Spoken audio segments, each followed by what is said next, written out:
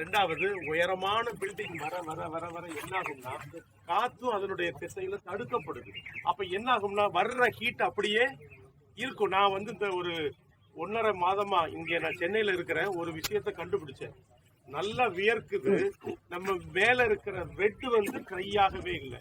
என்ன அப்படின்னு கேட்டீங்கன்னா காத்துல இருக்கக்கூடிய ஹியூமிடிட்டி இருக்குன்னு சொல்லுவாங்க இல்லையா, அதுக்கு பேர் ஹீட் பல்ப்னு சொல்றாங்க. 60% சென்னைக்குள்ள இருக்கு. எவ்வளவு இருக்குது? நீங்க மற்ற ஸ்டேட்டுக்கு எல்லாம் போனீங்க அப்படின்னு சொன்னா 29 to 35 தான் இருக்கும் சார். இதனால என்ன ஆகும்னா சீக்கிரம் டயர்ட்னஸ் ஆகும், பிசிக்கலா டயர்ட்னஸ் ஆகும். ஏன்னா இந்த வேர்வை ட்ரை ஆயிடுச்சுன்னா நம்ம பாடி வந்து பேலன்ஸ் பண்ணிக்கிடும். இல்லைன்னா வெளியேயும் போகாம ட்ரை ஆகாம இருக்கிறதுனால நம்ம பாடியுமே கஷ்டப்படும். அப்ப நீங்க இயற்கையின்படி பாத்தீங்கன்னா இதுக்கு பெரிய பில்டிங்கும் இல்ல, பெரிய நிறுவனங்களும் இல்ல, இன்னும் வசதியாக வாழ்றதுக்கு தகுந்த இடம். சார் யோசிக்கிறாப்புல, நீங்க விக்கிறதுக்கு சொல்லுவீங்க ஐயா, எல்லா கதையும் சொல்லுவீங்க, நிஜமா அப்படின்னு கேட்டா சாம்சங் ஒன்றும் சாதாரண கம்பெனி இல்லை, வேர்ல்டு ஃபேமஸ்ன்னு உங்களுக்கு தெரியும். பாக்ஸ்கான் கம்பெனி எவ்வளவு பெரிய company, Nissan Renault, Royal Enfield, இதை தாண்டி யமஹா, இன்னும் சைனீஸ் கம்பெனி, கொரியன் கம்பெனி, இவங்க எல்லாம் எதை அடிப்படையில் இங்க வந்திருப்பாங்கன்னா ஒரு ஃபேக்டரி உள்ள வர்றதுக்கு 5 அடிப்படை வசதிகள் இருந்தா மட்டும்தான் வருவாங்க. ஒன்று, அங்க மேனுபேக்சர் ஆகிறதுக்கு முதல்ல தட்டுப்பாடு இல்லாத கரண்ட் இருக்கணும். சென்னையில எங்கேயாவது தட்டுப்பாடு இருக்குதா உங்களுக்கு கரண்ட்? எங்க தூத்துக்குடியில எல்லாம் அவ்வளவு கரண்டை அள்ளி நீங்க தான் என்ன செஞ்சிருக்கிறீங்க. கல்பாக்கத்துல இருந்து, தூத்துக்குடியில இருந்து, எங்க இருந்து, எல்லா இடத்துல இருந்து எங்கதான் வந்து சேருது. சென்னை வந்து மிகுதியா சர்ப்ளஸா இருக்குது. அப்ப முதல்ல கரண்ட். ரெண்டாவது, உற்பத்தி பண்றதுக்கு கொண்டு வரக்கூடிய ரா மெட்டீரியலுக்கு 4 வேஸ் கேட்பாங்க. சீவே, ஏர்வே, ரோடுவே, ரயில்வே. சென்னையில் எங்கேயா தட்டுப்பாடு இருக்கா? எங்கேயும் தட்டுப்பாடு இருக்கா சார்? அப்ப இது எல்லாமே இவங்களுக்கு இருக்குதுன்றதன் அடிப்படையில தான் அவங்க என்ஓசி எப்படி வாங்கியிருப்பாங்கன்னா மாசு கட்டுப்பாடுல வந்து கரப்ஷன் இல்லை, எதுவுமே பொல்யூஷன் இல்லைன்னு தெரிஞ்சதுக்கு அப்புறம் தான் இங்க எல்லாமே வந்து தயாரிப்பு கிடையாது, எல்லாமே அசம்பிளிங் யூனிட் தான். நீங்க ஸ்ரீபெரும்புதூரால் சொல்லுங்க, அங்க மேனுபேக்சரிங் இருக்குது. ஆனா இங்க இருக்கிறது இந்த 6-வே ட்ராக்குக்கு பின்னாடி போனீங்கன்னா மெடிக்கல் டிவைஸ் இருக்குது. அதெல்லாம் நம்மளுடைய மருத்துவ பரிசோதனை, அது வந்து அந்த பயன்படுத்தக்கூடிய பொருட்கள். அடுத்தது ரோடுவே நல்லா இருக்கு, சீவே நல்லா இருக்குது, இதை தாண்டி நமக்கு ரயில்வே நல்லா இருக்குது. இப்ப பரந்தூர் விமான நிலையம் எங்க சார் இருக்குது? கேள்விப்பட்டிருப்பீங்கன்னு நினைக்கிறேன். எங்க இருக்குது? நம்ம இந்த பெங்களூர் ரோட்ல தான் இருக்குது. நம்ம ஸ்ரீபெரும்புதூர்ல இருந்து சுங்குவார் சத்திரம் தாண்டின ஒரு 10-12 கிலோமீட்டர்ல இருந்து வந்துடும், பரந்தூர் வந்துடும். ஒரு சில நெருக்கடியினால இந்த இடத்தை எடுத்து ஸ்டேட் கவர்மெண்ட் சென்ட்ரலுக்கு கொடுக்க முடியாம இருக்குது. அதுவும் சரியாயிரும். அதுவும் சரியாயிட்டுன்னு சொன்னா 2026-27 இன்டர்நேஷனல் மட்டுமா இருக்குமா, அல்லது இப்ப இருக்கிற மீனம்பாக்கம் வந்து டொமஸ்டிக்கா இருக்குமா, இல்ல அது வெறும் கார்கோவா இருந்து ரெண்டுமே அங்க போகுதா, அது இனிதான் நமக்கு தெரியும். ஏன்னா பெங்களூர்ல ரெண்டுமே தனித்தனியா தான் இருக்குது. அப்ப ஏர்வே நல்லா இருக்குது, ரோடுவே நல்லா இருக்கு. ரயில்வே பொறுத்த வரைக்கும் இப்ப யாராவது பூந்தமல்லியில இருந்து வந்திருக்கிறீங்களா? மெட்ரோ எது வரைக்கும் நகட்டு வந்திருக்கு சார்? போரூர்ல கண்டினியூவா வருது. வடபழனில இருந்து போரூர் தாண்டி அப்படியே எங்க வந்துகிட்டு இருக்குது. இப்போ நம்ம பூந்தமல்லி வந்துருச்சு. இது எங்க வர வேண்டி இருக்கு அப்படின்னா இது அப்படியே தொட்டு எங்க போயிடும், பரந்தூர் வரைக்கும் போயிடும். பரந்தூர் போயிட்டு உரகடம் டு கிளாம்பாக்கம் டு திருப்பி ஜிஎஸ்டி ரோடுல எங்க போய் சேர்ந்துக்கிடும், மீனம்பாக்கமே சேர்ந்துடும். எங்கேயுமே வசதி குறைந்து கிடையாது சார். நாம் மேற்கு மாம்பழத்துலதான் சார் என் வீடு இருக்கணும்னா எத்தனை பேர் இருக்கலாம்? எனக்கு டி நகர்ல தான் இருக்கணும்னு எத்தனை பேர் இருக்கலாம்? அப்ப அது எல்லாமே எங்க கடந்து வந்துருச்சு அப்படின்னு சொன்னீங்கன்னா நம்ம இருக்கிற ரோட்ல இருந்து நேரா உரகடம் ஜங்ஷன், இது முடிஞ்ச உடனே படப்பைக்கு உள்ள திரும்பின உடனே மன்னிவாக்கம் திரும்பின உடனே முடிச்சூர் முடிச்சு எந்த ஊர் வரும்? நான் சென்னையே கிடையாது, தாம்பரம் இல்ல, குரோம்பேட்டே வந்துடும். குரோம்பேட்டைக்கே போயிருவாங்க, தாம்பரமே போக வேண்டாம். இன்னைக்கு நீங்க குரோம்பேட்டை கேட்கிற எல்லாமே இருக்குது. ஜெயச்சந்திரன்ல இருந்து, போத்தீஸ்ல இருந்து, கருணாசுல இருந்து, எல்லா லினன் மெட்டீரியல் இருந்து அவ்வளவும் வந்தாச்சு. ஹைஜீனிக்கான இடமும் வந்துருச்சு. கல்வி நிலையத்தை பொறுத்த வரைக்கும் இங்க இருந்து 3வது கிலோமீட்டர்ல, அதாவது வண்டலூர் வாலஜா ரோட்ல பிஎஸ்பி மெடிக்கல் காலேஜ் இருக்குது. இங்க இருந்து 6வது கிலோமீட்டர் நார்த்ல ஸ்ரீபெரும்புதூர் டு பூந்தமல்லி ரோட்ல கவிதா மெடிக்கல் காலேஜ் இருக்குது, ஈரோடுக்காரங்க. இதை தாண்டி நமக்கு படப்பையில 2 இன்ஜினியரிங் காலேஜ் இருக்கு. அந்த வல்லம் படகாலுக்கு எதிர்த்தாப்புல Montfort higher secondary CBSE school இருக்குது. ஸோ இங்க படிப்புக்கு எல்லா வசதிகளுமே இருக்குது. இதை தாண்டி இன்னைக்கு நம்ம வச்சிருக்கிற இடம் 80 அடி ரோட்டு மேல இருக்கு சார். இது 5 வழி நம்ம இருக்கிற இடத்துக்கு இருக்குது. நம்ம இப்படியே வெளியே போனோம்னா 80 அடி ரோடு 4 இடத்துல கனெக்ட் ஆகுது. நேரா 3வது கிலோமீட்டர்ல வண்டலூர் வாழைக்கா ரோடு, 2.4 கிலோமீட்டர்ல முருகன் வல்லக்கோட்டை முருகன் கோயில். இதுல இருந்து கூட ஒரு 300 மீட்டர் போன உடனே அருண் எக்ஸல் அபார்ட்மெண்ட் இருக்கு. அதுல இருந்து பாத்தீங்க அப்படின்னு சொன்னா உரகடத்தினுடைய ஸ்பெஷல் எக்கனாமிக் சோன் வழியா மறுபடியும் 6 வழிச்சாலைக்கு போயிடலாம்.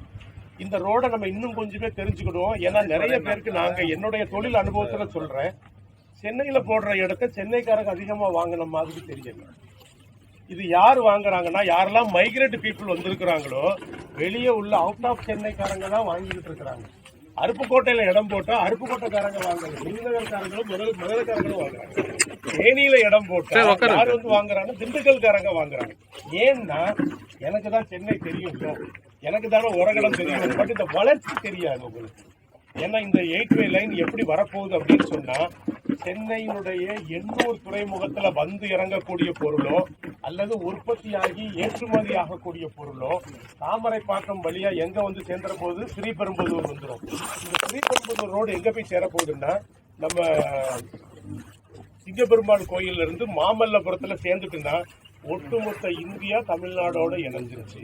சார் பாக்குறாப்புல சொல்லுவீங்கன்னு பார்த்தேன்.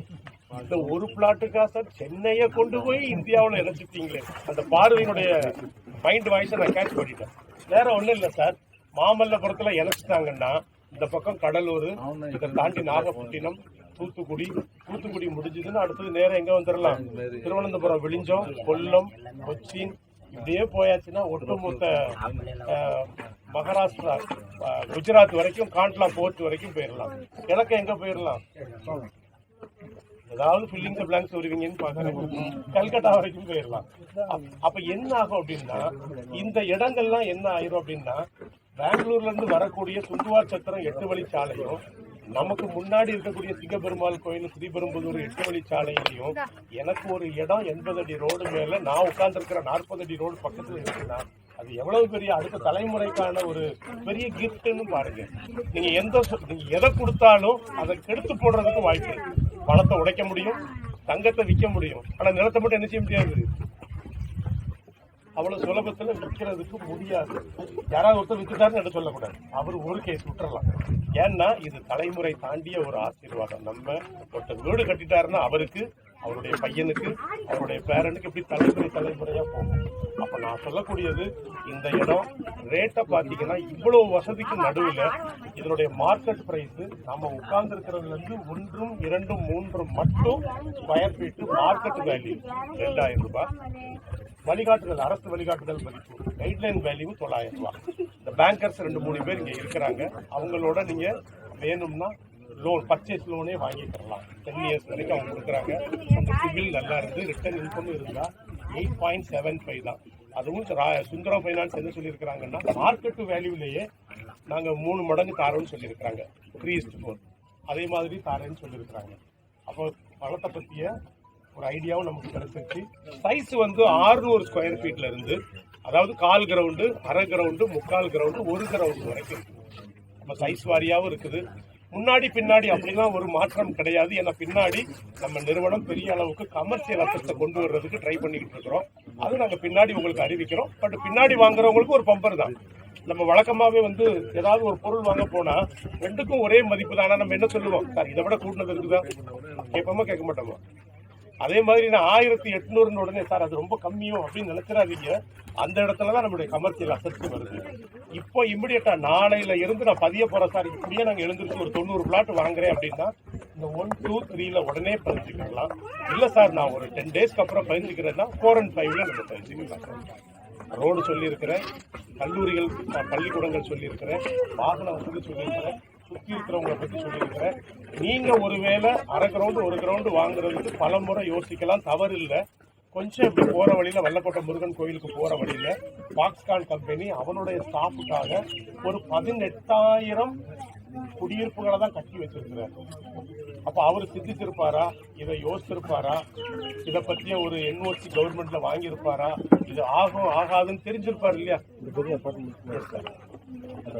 பாக்ஸ்கானுடைய அபார்ட்மெண்ட் சார். எனக்கு தெரிஞ்சு வேற எங்கேயுமே பிரைவேட் லேண்டு இல்லை சார்.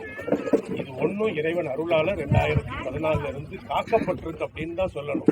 இனி வரக்கூடிய அடுத்த தலைமுறைகளுக்காக இது இருக்கு, அப்படிதான் நம்ம சொல்லணும் சார். இந்த போட்டிருக்கிற போர் வந்து 2 போர் இருக்கு சார். ஒரு போர் இந்த இருக்குது, இன்னொரு போர் அதுல இருந்தே உயர் போய் இந்த 53வது பிளாட்ல இருக்குது. 30 அடியில தண்ணி இருக்கு சார், 60 அடியில போட்டுருக்கோம். இன்னும் இது பயன்படுத்தாத ஏரியா, அதனால தண்ணி வளமாவே இருக்குது. பக்கத்துல ஏரியில இருக்கு. அது போக இந்த இடமே பாத்தீங்க அப்படின்னா கான்வே மேப்னு சொல்லுவாங்க. அதாவது தண்ணி வந்து இந்த ஃபேக்டரிகளுக்கு சேதம் ஆக்காதபடிதான் இந்த இடத்தையே லேண்ட்ஸ்கேப்பிங் பண்ணிருக்காங்க கவர்மெண்ட். என்ன மழை தண்ணி வந்தாலும் அது வாட்டர் சேவிங்ஸ்ல அது வெளியே போயிடும், கிரவுண்ட் சேவிங்ஸ் பாதிப்பு வராது. ஏன்னா இந்த டிசம்பர்ல இங்கே வரல. டிசம்பர்ல வந்த இடம் எது சார் வந்துச்சு? சென்னையில எந்த இடம் வந்துச்சு சொல்லுங்க? அது எதனால வந்துச்சு? தண்ணி போற இடத்துல எல்லாம் நமக்கு குறுக்க போய் நின்றுகிட்டோம். இங்க அப்படி எதுவுமே இல்லை. ஆமா சார், பாக்கி எல்லாம் சோல்ட் அவுட் சார். இவ்வளவுதான். பேஸ் 3ல கூடுதலா இருக்கு. அதாவது பேஸ் 1ல 20 பிளாட் இருக்குது, பேஸ் 2ல ஒரு 10 பிளாட் இருக்குது, பேஸ் 3ல 60க்கு மேல இருக்கு. 90 பிளாட். உடனடியாக இன்னைக்கு புக் பண்ணிட்டு ஒரு 2 நாட்கள் 3 நாட்களுக்கு என் பேங்க்ல இருந்து நான் பணம் தந்துடுறேன். எதுவும் கேஷா தர வேண்டாம், எனக்கு ஆர்டிஜிஎஸா கொடுங்க, செக்கா கொடுங்க. இன்னைக்கு புக் பண்றவங்களுக்கு 999 ஸ்கொயர் ஃபீட் வரைக்கும் நம்ம 4 கிராம் தங்கமா கொடுத்துருவோம். இன்னைக்கு புக் பண்ணி பேமெண்ட் கொடுக்குறவங்களுக்கு. அகைன் இல்லை சார், நான் வந்து அரை கிரவுண்டுக்கு மேலே வாங்குறேன் அப்படின்னு சொல்றவங்களுக்கு ஒரு 62,000 ரூபாய் ஒருத்தருல ஸ்கூட்டி பெப்பு நாங்கள் ஷோரூம் எக்ஸோரூம் ப்ரைஸ்க்கு கொடுத்துருவோம். நீங்கள் தான் அதுக்கு இன்சூரன்ஸும் டாக்ஸும் கட்டி வெளியே எடுத்துக்கிடணும். ஏன் சார் எனக்கு அந்த ரிஸ்க்லாம் வேண்டாம்னு சொன்னால் 8 கிராம் கோல்டு காயினாகவே நீங்கள் வாங்கிக்கிறலாம். எங்கள் வீட்டு ஆல்ரெடி பீரோவில் நிறைய 8 இருக்குது சார் அப்படின்னா 9ஆவதா அந்த அமௌண்ட்டை நீங்கள் லாஸ்ட் பேமெண்ட்டில் கழிச்சுக்கிடலாம். 3 ஆப்ஷன். வேற யாருக்கும் நான்